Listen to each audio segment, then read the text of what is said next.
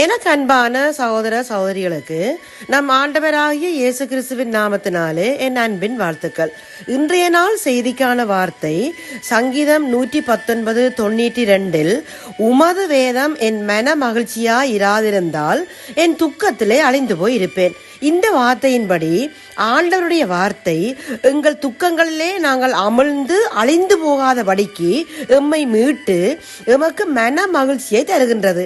உடைந்து போன உள்ளங்களை தேற்றுகின்றதாக இருக்கின்றது. கர்த்தருடைய சொற்கள் மண் குகையில் 7 தரம் உருக்கி புடமிடப்பட்ட வெள்ளி கொப்பான சுத்த சொற்களாய் இருக்கிறது. வாசிக்கின்ற ஒவ்வொரு முறையும் ஒவ்வொரு விதமாக அந்த வார்த்தைகள் நம்மோடு பேசும். அதுவே என் சிறுமையில் எனக்கு ஆறுதல். உம்முடைய வாக்கு என்னை உயிர்ப்பித்தது என்று சங்கீதம் 119:50 கூறுகிறது. என் வார்த்தை அக்கினியை போலும் கண்மலையை நொறுக்கும் சம்மட்டியை போலும் இருக்கிறதல்லவோ என்று கர்த்தர் சொல்லுகிறார். ஒரு முறை எசேக்கியா ராஜாவின் வாழ்க்கையில் ஒரு போராட்டம் வந்தது.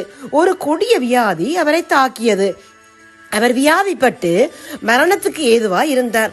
அவரை பார்க்க வந்த ஏசாயா தீர்க்கதரிசி, நீர் பிழைக்க மாட்டீர், மரித்து போவீர் என்று சொல்லி இருந்தார். அப்பொழுது எசேக்கியா தன் முகத்தை சுவர்புறமாக திருப்பிக் கொண்டு கர்த்தரை நோக்கி விண்ணப்பம் பண்ணி மிகவும் அழுதான்.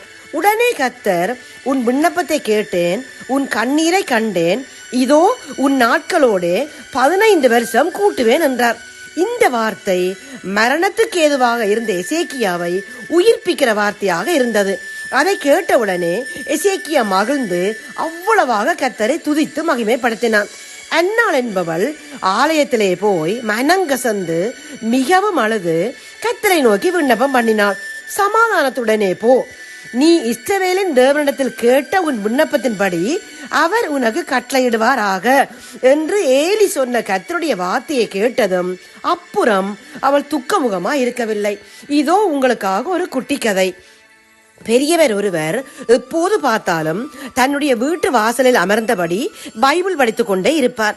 இளைஞன் ஒருவன் பல நாட்களாக இதனை கவனித்துக் கொண்டே இருந்தான்.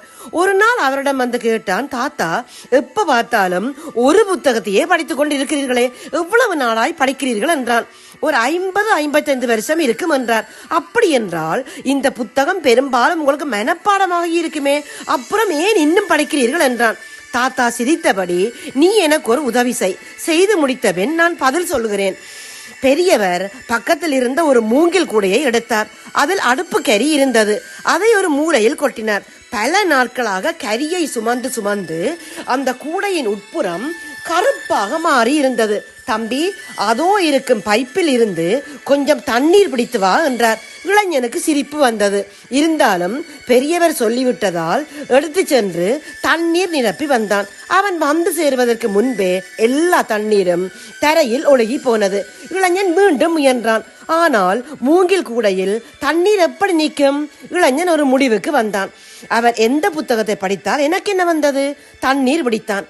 வழக்கம் போலவே எல்லா தண்ணீரும் தரையில். தாத்தா, இந்தாங்க உங்கள் கூடை, இதில் தண்ணீர் நிற்காது என்று உங்களுக்கு தெரியுமா தெரியாதா? எதுக்கு என்னை இந்த பாடுபடுத்தினீர்கள் என்றான். அவர் புன்னகையோடு சொன்னார், இதில் தண்ணீர் நிற்காது என்று எனக்கு தெரியும். நீ முதலில் தண்ணீர் பிடிக்க போகும்போது இதன் உட்புறம் எப்படி இருந்தது? ரொம்ப அழுக்கு பிடித்து கருப்பாக இருந்தது. இப்போ பார், தண்ணீர் பட்டு கூடையின் உட்புறம் சுத்தமாகி இருக்கிறது. அதுபோலதான் இந்த பைபிளை படிக்கும் ஒவ்வொரு முறையும் உள்ளுக்குள் இருக்கும் அழுக்கும் கரையும் சுத்தமாகி கொண்டே இருக்கும் என்றார். எனக்கு அன்பானவர்களே, அவருடைய வசனம் கால்களுக்கு தீபமும் பாதைக்கு வெளிச்சமாய் இருக்கிறது. அந்த வார்த்தை எங்கள் புலம்பலில், எங்கள் துக்கத்தில், எங்கள் கண்ணீர் கவலைகளில் எமக்கு மிகுந்த ஆறுதலை தருகிறதாக இருக்கிறது. அதனால் தான் உமது வேதம் என் மன மகிழ்ச்சியா இராதிருந்தால் என் துக்கத்திலே அழிந்து போய் இருப்பேன் என்று சங்கீதக்காரன் சொல்லுகிறார். எனவே ஜீவனும் வல்லமையும் உள்ளவருடைய வார்த்தையை விசுவாசித்து இப்போது நாங்கள் ஜெபிப்போம். எங்கள் அன்பின் பரலோக தகப்பனே, இந்த நாள் வார்த்தைக்காக உமக்கு சோத்திரம் அப்பா. உம்முடைய வார்த்தைகள் எமக்கு சந்தோஷமும் இருதயத்திற்கு மன மகிழ்ச்சியுமா இருக்கிறபடியினால் உமக்கு நன்றி அப்பா. இரவும் பகலும் உமது வேதத்தை தியானிக்கவும் அதன் நிமித்தம் எமது உள்ளான இருதயத்தில் இருக்கும் அழுக்குகளும் கரைகளும் நீங்கவும் கிருபதாங்கப்பா. இந்த ஜெபத்தை இயேசுவின் நாமத்தில் எடுக்கிறோம் எங்கள் நல்ல பிதாவே. ஆமேன், ஆமேன், ஆமேன்.